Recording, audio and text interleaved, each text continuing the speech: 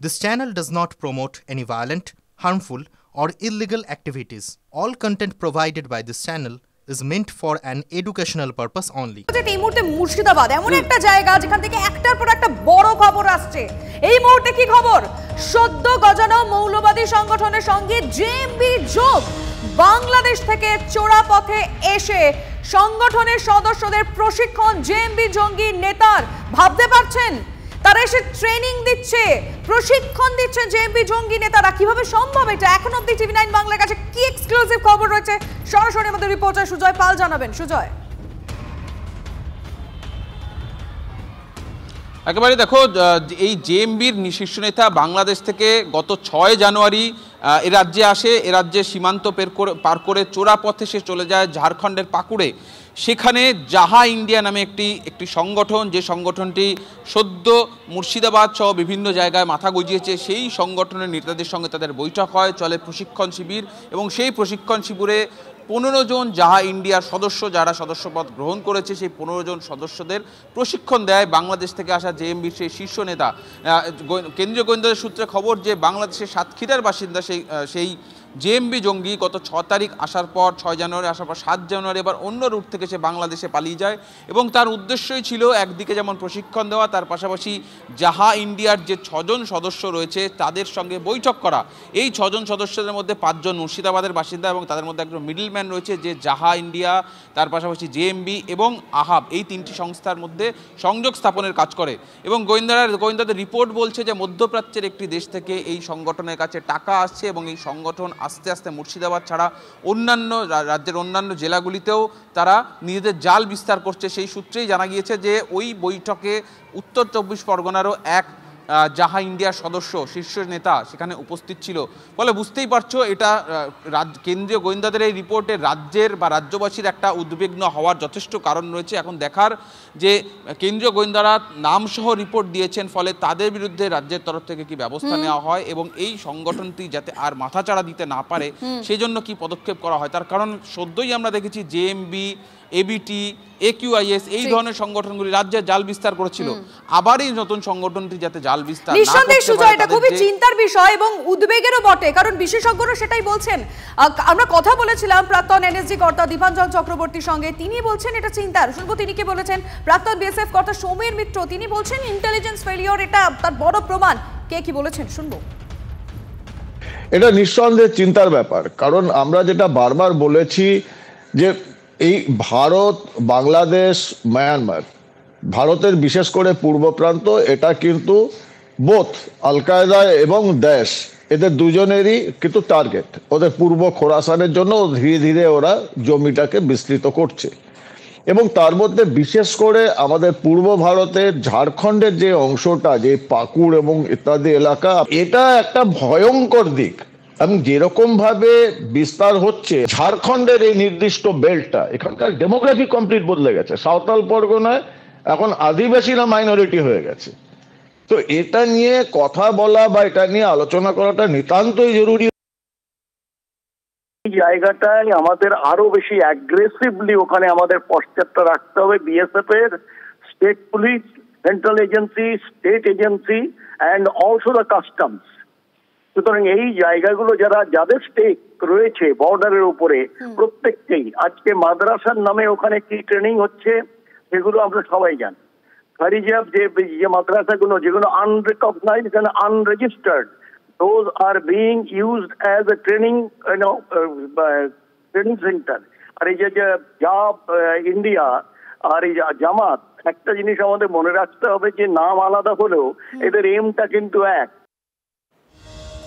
এদিকে সীমান্ত উস্কানির আবহে ফের আইএসআই বাংলাদেশ ঘনিষ্ঠতা। ভারতের বুকে বড় অশান্তির পরিকল্পনা কি? আশঙ্কায় ভারতীয় গোয়েন্দারা। পাক গুপ্তচর সংস্থা আইএসআই প্রধানের সঙ্গে বৈঠক। বাংলাদেশ সেনার বড় খবর। সিজার আমাদের সঙ্গে রয়েছেন নিউজ রুম থেকে আমাদের সহকর্মী। সিজার, ধারাবাহিকভাবে সীমান্তে বিজিবির উস্কানি, বাংলাদেশের জঙ্গি লঞ্চিং প্যাডের অনুকরণে ওপার বাংলাতে সেনাদের বাংকার তৈরি করা এবং তারপর আইএসআইয়ের সঙ্গে বাংলাদেশ সেনার ঘনিষ্ঠতা, এগুলো কি একই সূত্রে বাঁধা? ভারতীয় গোয়েন্দারা কিন্তু মনে করছেন এগুলো কিন্তু একই সূত্রে বাঁধা এবং একটা বৃহত্তর পরিকল্পনার এক বিভিন্ন অংশ আমরা দেখতে পাচ্ছি। সেটা নতুন সংগঠনের জন্ম হোক, সীমান্তে এই যে অস্থিরতা গত কয়েক মাস ধরে আমরা দেখতে পাচ্ছি সেটা হোক, বা এই যে আইএসআই চিফ আসিম মালিক যেভাবে তিনি ঢাকায় চলে এলেন, মঙ্গলবার তিনি বৈঠক করলেন, সেখানে পাক সেনাকর্তা ফৈজুর রহমান এবং আরও একাধিক সেনাকর্তার সঙ্গে, এই সমস্তটাই একই সূত্রে বাঁধা। কারণ আমরা জানি ইতিমধ্যেই প্রকাশ্যে এসছে যে পাক সেনা ফেব্রুয়ারি মাস থেকে বাংলাদেশ সেনাকে তারা প্রশিক্ষণ দেবে। অন্যদিকে বাংলাদেশ সেনাকর্তারা ইতিমধ্যেই ইসলামাবাদে তারা গিয়েছিলেন এবং সেখানে বৈঠক করেছেন। আমরা এর আগেও দেখেছি যে ঢাকার বুকে আইএসআই প্রেজেন্স যখন অনেক বেশি ছিল তখন উত্তর পূর্ব ভারতে অশান্তির মাত্রা কিন্তু অনেক বেড়ে গিয়েছিল। চট্টগ্রাম যে অস্ত্র কেলেঙ্কারির ঘটনা আমরা জানি, উলফা যে অস্ত্র স্মাগল করে আনছিল সেটাও কিন্তু আইএসআই প্রেজেন্সে হয়েছিল। অর্থাৎ আইএসআই ফুটপ্রিন্ট যত বাড়বে ঢাকার বুকে তত পূর্ব ভারতে অস্থিরতা বাড়তে পারে, এই আশঙ্কাটা তৈরি হচ্ছে। এবং সেটা যে একটা বৃহত্তর পরিকল্পনা আইএসআই এবং তারই বিভিন্ন অংশ হিসেবে এই ধরনের সংগঠনকে একদিকে মদত দেওয়া হচ্ছে, ভারতের ভেতরে মৌলবাদী সংগঠনগুলোকে মদত দেওয়া, সীমান্ত ওপার থেকে লজিস্টিক সাপ্লাই দেওয়া এবং সামগ্রিকভাবে আইএসআই ফান্ডিং, সেইটা মিলে এই বৃহত্তর পরিকল্পনা শেষ কোথায় সেটা অঙ্কুরেই বিনষ্ট করা যায় কিনা সেই চেষ্টাই করছেন গোয়েন্দারা। সঙ্গে থাকো সিজার। এই বৈঠক ভারতের জন্য খুব একটা ভালো ইঙ্গিত দিচ্ছে না, এমনটাই মন্তব্য করেছেন অবসরপ্রাপ্ত বায়ুসেনা কর্তা আর কে দাস। আইএসআই এর যে প্রধানের সাথে বাংলাদেশের যে সেনাকর্তাদের কথাবার্তা, এটা ভারতের জন্য কিন্তু খুব একটা ভালো ইঙ্গিত দিচ্ছে না। কেন কি একদিকে বাংলাদেশ রয়েছে, আরেকদিকে এখন পাকিস্তান, আর ভারতকে ওরা চিহ্নিত করে নিয়েছে বিভিন্ন রকমের ভারত বিরোধী কার্যকলাপ করার জন্য।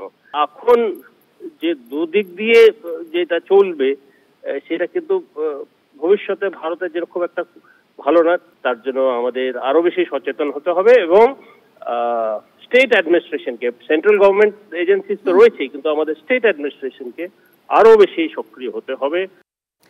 একটা বড় সিদ্ধান্ত নেওয়া হয়েছে, সেই ডিটেলটা দেবো আপনাদের। সীমান্তের 150 গজে কৃষক ছাড়া কেউ ঢুকতে পারবেন না।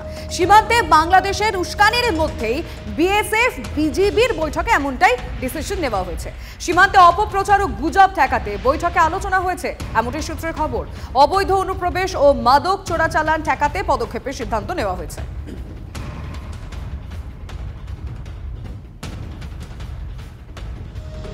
এদিকে জঙ্গি জল্পনার মধ্যে ফের বাংলাদেশি পাচারকারী গ্রেপ্তার। মুর্শিদাবাদের জলঙ্গি থেকে পাকড়াও 3 বাংলাদেশি। কোথা থেকে পাকড়াও করা হয়েছে, কি পরিচয়, কি উদ্দেশ্যে এদেশে আসা? কৌশিক আমাদের সঙ্গে রয়েছেন, আমাদের সহকর্মী কৌশিক।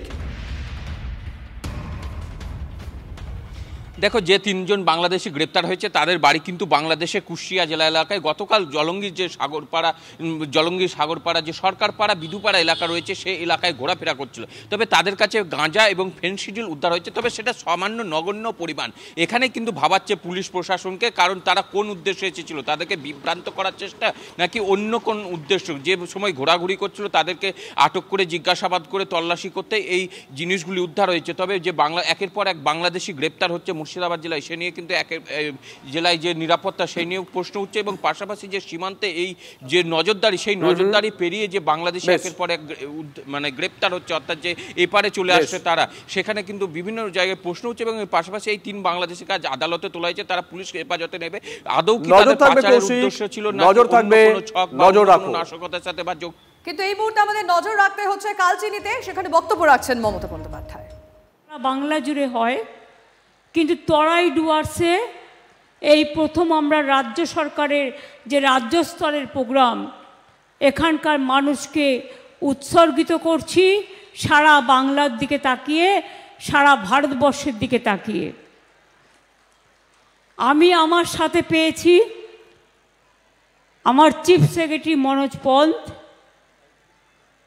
অনুপ, রাজেশ, সন্তোষ, রঘু, ডিএম বিমলা, আমার সাথে আছে স্নিগ্ধা শৈব, আলিপুর জেলা সভাধিপতি, প্রকাশ চিকবরায়, রাজ্যসভার MP Suman Kanjilal, MLA Jayprakash Toppo, MLA Manoranjan Dey, সহসভাধিপতি সৌরভ চক্রবর্তী, মৃদুল গোস্বামী, গঙ্গাপ্রসাদ শর্মা, প্রসেনজিৎ কর, শ্রী প্রদীপ মেহরি, ওরা দুজন চেয়ারম্যান। প্রসেনজিৎ কর হচ্ছে আলিপুরদুয়ার মিউনিসিপ্যালিটি, প্রদীপ মেহরি হচ্ছে ফালাকাটা মিউনিসিপ্যালিটি। জন বার্লা প্রাক্তন সাংসদ। আমি সবাইকে আমার অনেক অনেক ধন্যবাদ এবং অভিনন্দন জানাচ্ছি। আপনারা অনেকেই হয়তো জানেন না বা অনেকে জানেন, আমার এখানে আজকে সর্বধর্মের সমস্ত প্রিস্ট, ফাদার, পুরোহিত, আমাদের গুরুদ্বারা, আমাদের ইমাম মুয়াজ্জম থেকে শুরু করে বুদ্ধিস্ট থেকে শুরু করে সব জনজাতি থেকে শুরু করে সকলে এসে উপস্থিত হয়েছেন। আর উপস্থিত হয়েছেন আমার শিল্পীরা, যারা আদিবাসী থেকে শুরু করে সমস্ত সম্প্রদায়ের শিল্পীরা, সংবাদ মাধ্যম সহ। আমি আপনাদের বলি, আমি যে কথা বলতে যাচ্ছিলাম, আপনারা কি জানেন দেশে যখন স্বাধীনতা যুদ্ধ হয়েছিল, আমি নিজে আন্দামান সেলুলার জেলে গিয়েছিলাম, আমি দেখে এসেছিলাম ওখানে যে স্বাধীনতা সংগ্রামীরা ছিলেন দীর্ঘদিন বন্দী, তাদের মধ্যে সবচেয়ে বেশি সংখ্যক ছিল বাংলা এবং তারপরেই ছিল পাঞ্জাবি বন্ধুরা। অর্থাৎ রবীন্দ্রনাথ ঠাকুর, বিশ্বকবি রবীন্দ্রনাথ ঠাকুর যে গানটি জাতীয় সঙ্গীত রচনা করেছিলেন, পাঞ্জাব সিন্ধু গুজরাট ও মারাঠা দ্রাবিড় উৎকল বঙ্গ, পাঞ্জাব থেকে শুরু করেছিলেন, বাংলায় এসে শেষ করেছিলেন, এই সমস্তগুলো ঐতিহাসিক সাক্ষী হিসেবে রয়ে গেছে। আর আন্দামান সেলুলার জেলের পর দ্বিতীয় যেখানে আমাদের স্বাধীনতা সংগ্রামীদের রাখা হয়েছিল সেটা হচ্ছে বক্সা। মনে রাখবেন, আলিপুরদুয়ার জেলার বক্সাতে। এবং সেখানে মনে রাখবেন, আমরা যারা স্বাধীনতা সংগ্রামী দেশের জন্য শহীদ হয়েছেন তাদের সকলকে স্মরণ করছি আজকে। আমরা নেতাজি সুভাষচন্দ্র বোস,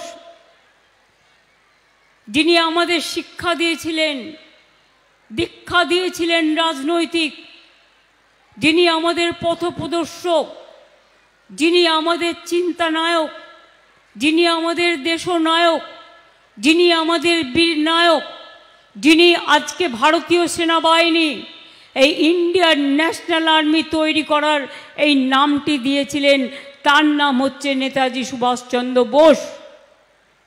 মনে রাখবেন, প্ল্যানিং কমিশন তৈরি করেছিলেন নেতাজি সুভাষচন্দ্র বোস, সেটা এখন তুলে দেওয়া হয়েছে।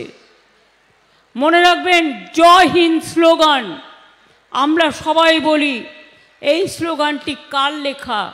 নেতাজি সুভাষচন্দ্র বোস। অর্থাৎ এই যে কদম কদম বাড়ায়ে যা, খুশি সে গীত গায়ে যা, কার গান? কি কোন গানটা উনি ভালোবাসতেন? আজাদ হিন্দ ফৌজের সেই গান। নেতাজি সুভাষচন্দ্র বোস বলতেন সব ধর্মকে মিলে চলতে হবে, সবাইকে নিয়ে চলতে হবে। তার সহযোগী ছিলেন হাবিব সাহেব একদিকে, অন্যদিকে শাহনাজ খান। আমাদের দেশের যুদ্ধে মনে রাখবেন, গান্ধীজি থেকে শুরু করে, নেতাজি থেকে শুরু করে, লালবাল পাল থেকে শুরু করে, আমাদের দেশবন্ধু থেকে শুরু করে, বিনয় বাদল দীনেশ থেকে শুরু করে, এমনকি দুর্গেশ নন্দিনী আমরা যাকে বলি, আপনাদের মন্দির আছে, আপনারা জানেন, রানী রাসমণি থেকে শুরু করে দুর্গেশ, আপনাদের এখানে যে মন্দির আছে, প্রত্যেকে একটা বিরাট ভূমিকা রয়ে গেছে। মাতঙ্গিনী হাজরা থেকে শুরু করে, প্রীতিলতা ওয়াদ্দার থেকে শুরু করে, বাসন্তী দেবী থেকে শুরু করে, এমনকি যখন তারা স্বাধীনতা যুদ্ধে লড়াই করছেন, রবীন্দ্রনাথ ঠাকুর নেতাজি সুভাষচন্দ্রকে বলেছিলেন, দেশনায়ক আখ্যা দিয়েছিলেন। তাই এই দিনটি আমরা দেশনায়ক, আমরা বিশেষ করে এই দিবস হিসেবে আমরা দেশকে সম্মান জানিয়ে আমরা পালন করি। মনে রাখবেন, একদিকে রবীন্দ্রনাথ, একদিকে নজরুল, একদিকে বিরসা মুন্ডা, একদিকে পঞ্চানন বর্মা, একদিকে স্বামীজি, একদিকে গান্ধীজি, একদিকে নেতাজি, একদিকে ভগৎ সিং। সবার লড়াই কিন্তু এই লড়াইয়ের মধ্যে যুক্ত আছে। তাই আমরা সকল মনীষীদের, সকল বিশ্ব বরেণ্য সকলকে আজকের দিনে আমরা শ্রদ্ধা জানাই।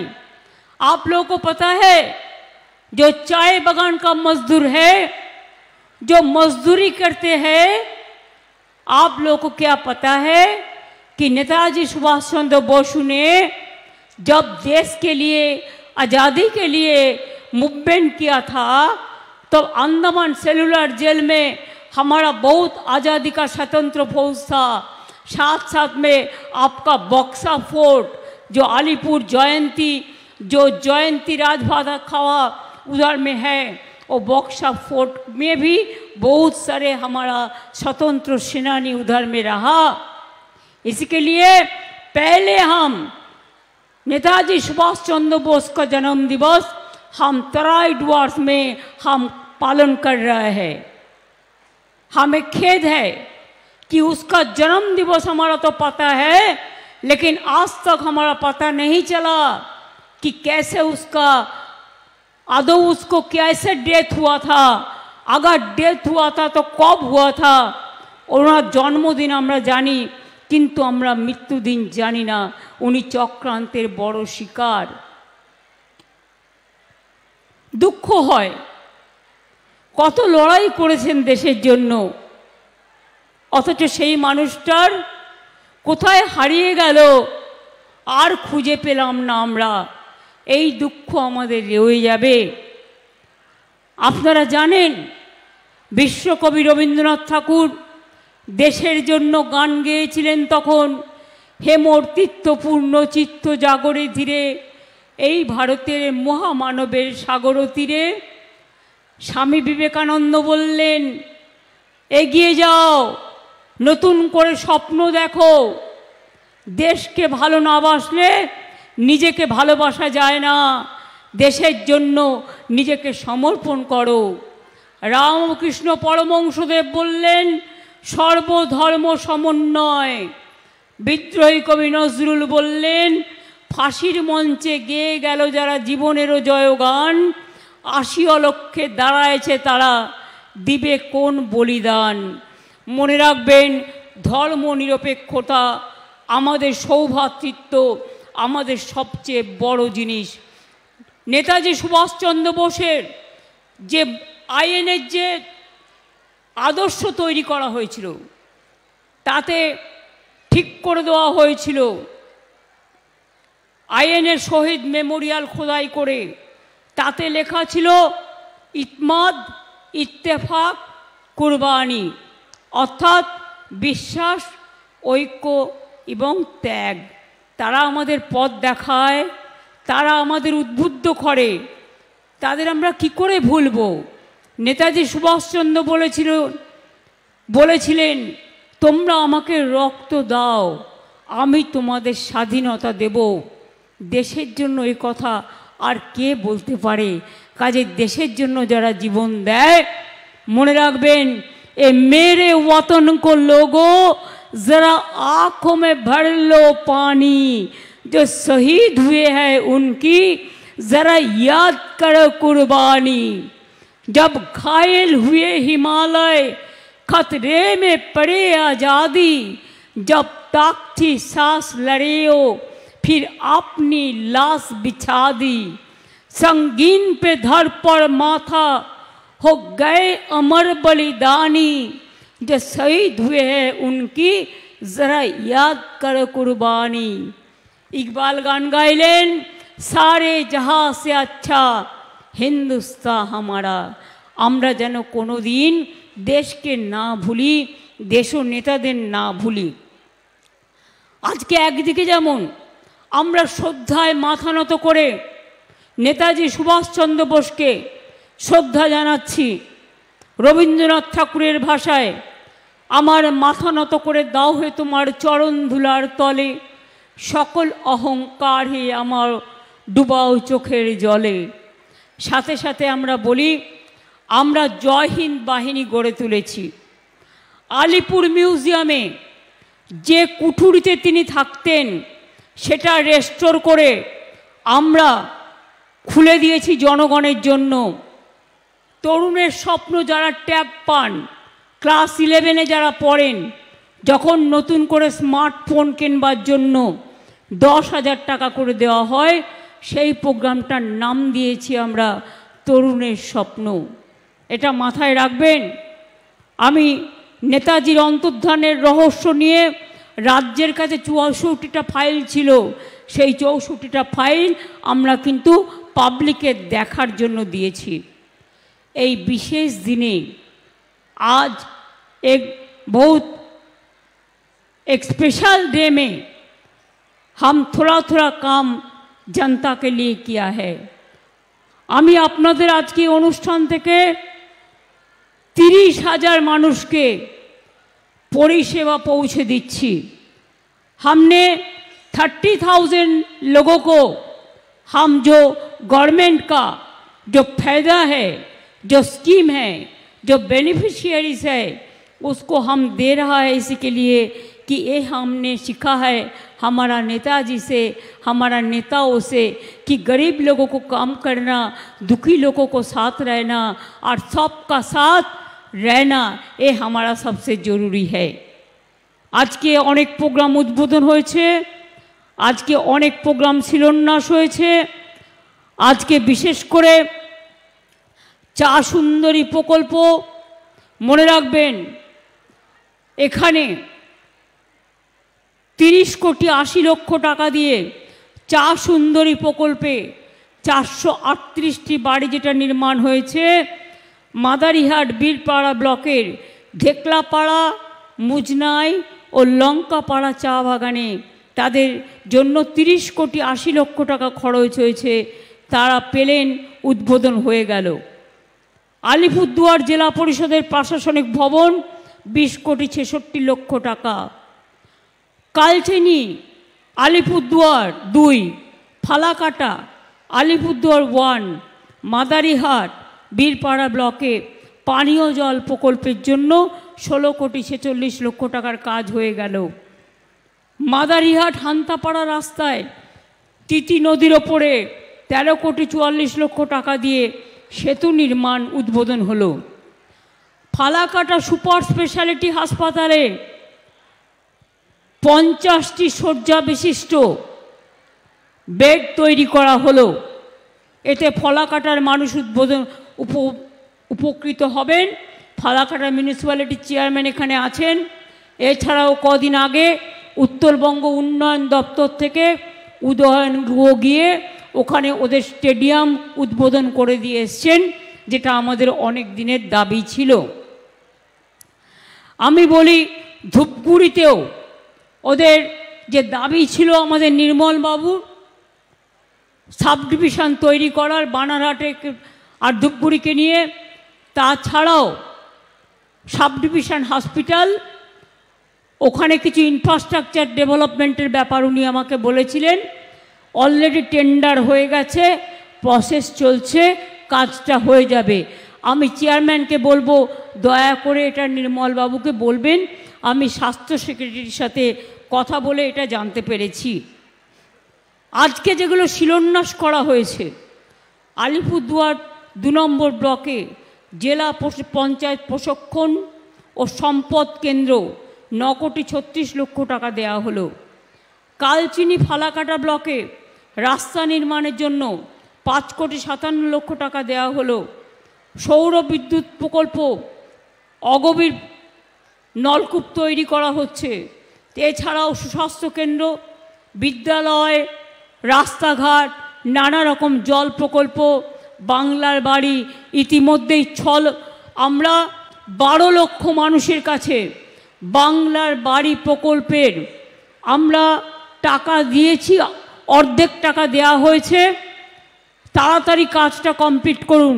আরও অর্ধেক টাকা আপনারা ডিসেম্বর মাসের মধ্যে পেয়ে যাবেন। তাহলে 12 লক্ষ লোকের বাড়ি তৈরি হয়ে যাবে। আরও 16 লক্ষ লোক যারা লিস্টে আছেন, যাদের সার্ভে করে আমরা পেয়েছি, তারা মনে রাখবেন ডিসেম্বর মাসে তারা প্রথম কিস্তি পাবেন এবং জুন মাসে তারা দ্বিতীয় কিস্তি পাবেন। অর্থাৎ আগামী 1 বছর 1.5 বছরের মধ্যে আরও 16 লক্ষ মানুষের বাড়ি কমপ্লিট হয়ে যাবে। তারপরে যদি কেউ বাকি থাকবেন তাহলে সেটা আবার পরে দেখে নেব। आप लोगों ने समझा कि बांग्ला का बाड़ी जो हमने बनाया, 12 लाख लोगों को हम लोगों ने आधा रुपया दे दिया और आधा रुपया दिसंबर महीना में मिल जाएगा। और जो 16 लाख लोग हैं उसको अभी बाकी है, उन्होंने उसको फर्स्ट फेज मिल जाएगा दिसंबर महीना में, सेकेंड फेज मिल जाएगा 26 का जून में, और इसका बाद अगर कुछ रहेगा तो वो भी हम फेस टू फेस हम देख के इंक्वायरी करके हम कर देंगे। अब चिंता मत करो, सेंट्रल गवर्नमेंट हमको नहीं दे रहा है, लेकिन हम भीख नहीं मांगते हैं, हम अधिकार का साथ लड़ाई करते हैं, इज्जत का साथ लड़ाई करते हैं। মনে রাখবেন, ইজ্জতের সাথে লড়াই করি, সম্মানের সাথে লড়াই করি, তাই বাংলার বাড়ি আপনারা পাবেন, চিন্তা করবেন না। আমরা চা বাগানে চা সুন্দরী নতুন করে আর তৈরি না করে যা হয়েছে করে দিয়েছি।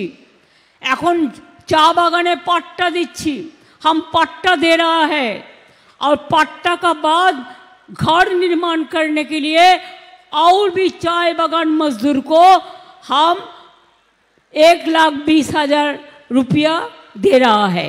आपका पट्टा भी मिल जाएगा, घर भी मिल जाएगा। बहुत सारे चाय बागान खुल गया, आने वाला दिन और भी खुलेगा। आमी मादारिहाटेर मानुषके आमार अंतर थेके अनेक धन्यवाद अभिनंदन जानाচ্ছি। আপনারা সবাই আমাদের জয়প্রকাশ টপ্পকে নির্বাচিত করে আমাকে সম্মানিত করেছেন, অনেক ধন্যবাদ, অনেক কৃতজ্ঞতা, बहुत बहुत प्रणाम है, आप लोग को बहुत बहुत धन्यवाद है। जयगाई गांव में कुछ महिला मेरे को बोल रहा था कि उसको उधर में नोटिस गया है कोई तोड़फोड़ करने के लिए, कोई डिमोलिशन के लिए।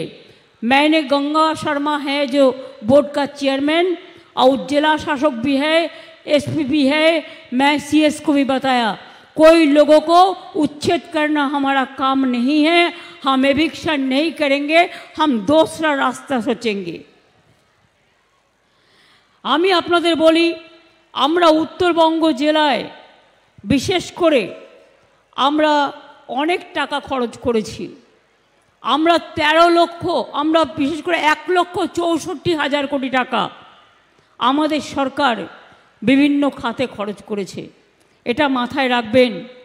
একেবারে মালদা ডিভিশন, আলিপুরদুয়ার নতুন জেলা, কালিম্পং নতুন জেলা, নতুন মহকুমা মিরিক, নতুন ব্লক লাভাপেডং, উত্তর কন্যা, Siliguri police commissionerate, Biswa Bangla Shilpi Haat, Bengal safari, Bhutan Bangladesh Asian highway 48, Nepal Bangladesh Asian highway 2, heritage town Cooch Behar, Joyee Setu, নতুন মেডিকেল কলেজ, বিমানবন্দর, চ্যাংরাবান্ধা ডেভেলপমেন্ট অথরিটি, জলপাইগুড়িতে নতুন ধূপগুড়ি মহকুমা, নতুন ব্লক বানারহাট ও কান্তি, নতুন মেডিকেল কলেজ, কলকাতা হাইকোর্টের নতুন সার্কিট বেঞ্চ, বিশ্ব বাংলা ক্রীড়াঙ্গন জলপাইগুড়িতে, গাজলডোবাতে ভোরের আলো ইকো ট্যুরিজম প্রকল্প, দার্জিলিংয়ে গড়ে তোলা হয়েছে Lamahatta eco park, Darjeeling hill university ও প্রেসিডেন্সি বিদ্যালয়ের নতুন ক্যাম্পাস, तपाईहाड़ू कस्तूहनु अंच रामछो, आप लोगों को लिए भी मैंने बहुत बहुत काम कर रहा है। पीने का पानी के लिए जल स्वप्न प्रकल्पे मने रखबेन हम काम कर रहे हैं 3,65,000 বাড়িতে পানীয় জল পৌঁছে দেওয়ার লক্ষ্যে 488 কোটি টাকা খরচ করে কাজ করা হচ্ছে। ইতিমধ্যেই 2,07,000 বাড়িতে কানেকশন দিয়ে দেওয়া হয়েছে। এছাড়া জয়গাঁও ডেভেলপমেন্ট অথরিটি 90% পানীয় জলের কাজ হয়েছে, 10% भी जल्दी से जल्दी करना है। कल के हमें बोले अपनादेर ऑलरेडी 100 दिन का काम उठा दिया, सेंट्रल गवर्नमेंट पैसा नहीं दे रहा है। हम कर्मश्री कर रहे हैं, होम स्टे बना रहे हैं, और फॉरेस्ट के लिए आपको जो दिक्कत था हम मीटिंग करके उसको निपटा दिया है, वो भी आपका फैसला हो जाएगा। कोई चाय बागान सेंट्रल ने नहीं खुला, हम 59 चाय बागान खुला है। जलपाईगुड़ी में 25, अलीपुरद्वार में 15, दार्जिलिंग में 17, कालिम्पोंग में 1, कुछ बिहार में 1 और कुछ चाय बागान खुल जाएगा। ऐसे बहुत सारे काम हुआ है। अभी तक हम लोगों ने अलीपुरद्वार का जो जमीन देने का बात था, उसको फ्री होल्ड राइट जो था उसको अगर कोई चाहते हैं तो देने के लिए हमने बोल दिया। 24 तारीख से पहला 24 জানুয়ারি থেকে 1 ফেব্রুয়ারি পর্যন্ত দুয়ারে সরকার হবে। যাদের কিছু বাকি আছে তারা সেখানে যাবেন, নাম লেখাবেন। 28 ফেব্রুয়ারির মধ্যে আমরা দিয়ে দেবো, যেটা দিতে পারবো না সেটা আমরা পরে দেখব। বক্সা টাইগার রিজার্ভ নিয়ে ন্যাশনাল গ্রিন ট্রাইব্যুনালের কিছু প্রবলেম আছে, সেগুলো আমি দেখে নেব। हम लोग चाहे राजवंशी हो, चाहे कमतापुरी हो, चाहे लैंग्वेज हो, चाहे राजवंशी डेवलपमेंट बोर्ड हो, नस्र शेख डेवलपमेंट बोर्ड हो, मद्रासा हो, ठाकुर पंचानन बर्मार जन्मदिन के छुट्टी दिएছি আমরা, पंचानन बर्मा विश्वविद्यालय করেছি, খালসামারিতে দ্বিতীয় ক্যাম্পাস স্থাপন করেছি, पंचानन बर्मार বাড়ি সংস্কার করেছি, তাছাড়াও অনেক কিছু করেছি। 200টি রাজবংশী স্কুলকে সরকারি অনুমোদন দেওয়া হয়েছে। সাদ্রি ভাষায় 100টি স্কুল চালু করা হচ্ছে। নারায়ণী ব্যাটালিয়ন তৈরি করে দিয়েছি, মহাবীর চিলারায়ের মূর্তি তৈরি করে দিয়েছি, অনেক করা হয়েছে। साड़ी एवं सारना धर्म हमें चाहते हैं, साड़ी सारना धर्म इसको इज्जत मिले, इसको स्वीकृति मिले। हम सेंट्रल गवर्नमेंट को लेटर दिया है साड़ी और सारना धर्मेर जन्य। आदिवासी लोगों को जमीन कोई लोग नहीं लेंगे, उसका जमीन उसका ऊपर रहेगा। अगर कोई ले लिया तो आप दुआरे सरकार में कम्प्लेन कर सकते हैं। बिरसा मुंडार जन्मदिनेও छुट्टी देওয়া হয়েছে, रघुनाथ मुर्मुर जन्मदिनेও छुट्टी देওয়া হয়েছে। মনে রাখবেন 3 লক্ষের বেশি লোক জয় জোয়ার পায়। ঐক্যশ্রী সংখ্যালঘুরাও প্রায় 4 লক্ষ স্কলারশিপ পায়, শিক্ষাশ্রী পায়, মেধাশ্রী পায়, কন্যাশ্রী পায়, সবুজ সাথী পায়, তরুণের স্বপ্ন পায়। আমাদের হিন্দিভাষী স্কুলও অনেক হয়েছে, কলেজ হয়েছে, ইউনিভার্সিটি স্কুল হয়েছে। কি ছাত্রছাত্রীরা কন্যাশ্রী, শিক্ষাশ্রী, মেধাশ্রী, সবুজ সাথী, লক্ষ্মীর ভান্ডার, किसान, मजदूर, चाय बागान, सबको लेके काम करना है और विश्वास भरोसा रखना है। आप लोग आगे बढ़ेंगे ना, छात्र छात्रीरा आगे बढ़बे, विश्व जय करबे। कि कन्याश्री बोलो, पारबे? जोरे बोलो हैं। विश्व जय करबे, विश्वश्री होबे, मेधाश्री आगे बढ़ना है, ऐक्यश्री आगे बढ़ते होबे, सबुज साथी एगिए जेते होबे, शिक्षाश्री एगिए जेते होबे। सबाई के मिले जगत। और लक्ष्मी भंडार जिसको अभी तक नहीं मिला, आप दुआरे सरकार में आवेदन कीजिए। और एक बात है, जिसको लक्ष्मी भंडार मिलते हैं जिंदगी भर मिलेंगे, आपको कोई नहीं रुकावट कर सकते हैं। वो हमने आइन कर दिया।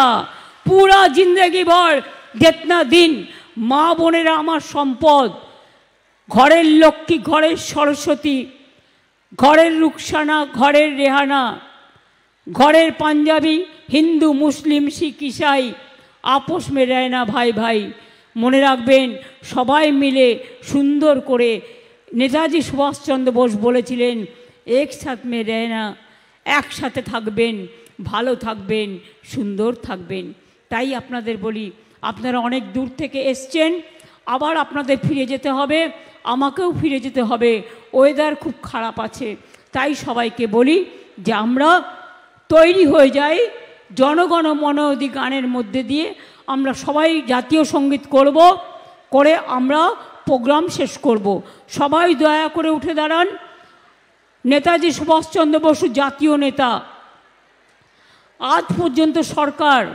Government of India national holiday declare করেনি আমাদের স্টেট হলিডে আছে এবং থাকবে আমি দু একটা মাইক বিশেষ করে কর্ডলেস মাইক যদি থাকে দিতে বলবো মেয়ে ছাত্রছাত্রীদের কাছে রেডি যারা শিল্পীরা আছেন মা বোনেরা আছেন গান জানেন জাতীয় সঙ্গীত তো সবাই জানেন